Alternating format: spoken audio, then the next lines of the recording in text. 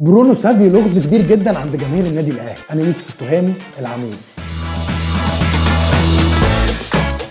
طول عمرنا في مصر حظنا في اللعيبه المحترفه اللي بنجيبهم ما بيبقاش قد كده قوي، وخصوصا بقى اللعيبه اللي بنجيبهم من البرازيل. يا باي، سمعنا مثلا زمان ان الزمالك هيجيب لعيب برازيلي، قلنا حلو خليه يجي ينطق لنا الدوري كده شويه، والناس كلها توقعت انها هتشوف حاوي في الدوري المصري. بس لما الزمالك اعلن عن اتمام الصفقه اكتشفنا ان اللعيب البرازيلي ده طلع باك ليفت. يعني يوم ما نجيب واحد برازيلي نجيبه مدافع؟ ده ايه هو ده؟ ده محدش فينا فاكر له حتى اي حاجه غير خناقته مع جمال حمزه. هنشوف اهو ادي اللقطه.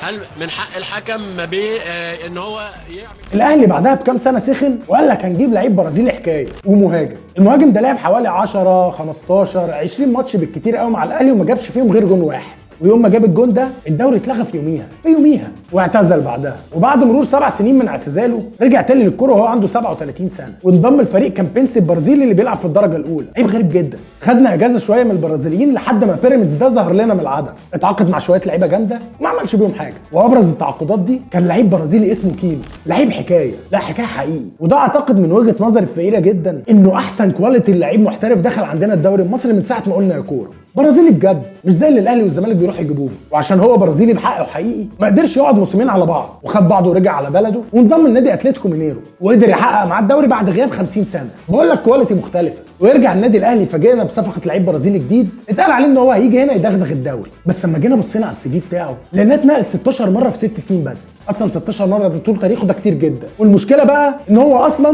من الدوري البوليفي، ومعظم النوادي اللي لعب فيها اشتكت منه. فاداره التخطيط والتعاقدات في النادي الاهلي عملت ايه؟ مضوا معاه 4 سنين. يا سلام،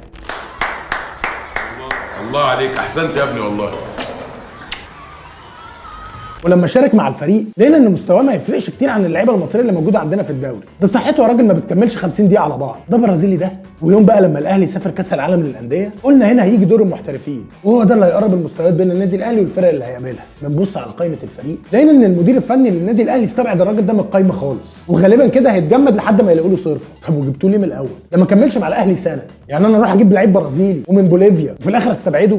ايه التهريج ده؟ مفيش شك ان صفقه برونو سافيو مشبوهه بكل المقاييس، ودي بتقول حاجه من اتنين: يا النادي الاهلي اتنصب عليه في $1.5 مليون، يا في حد جوه النادي الاهلي مدور المصلحه ايه عنب. وده للاسف بقى شيء عادي عندنا في الكره المصريه. اهم حاجه السمساره. قول لي انت بقى في الكومنتات ايه اكتر صفقه مشبوهه دخلت الدوري المصري من وجهه نظرك.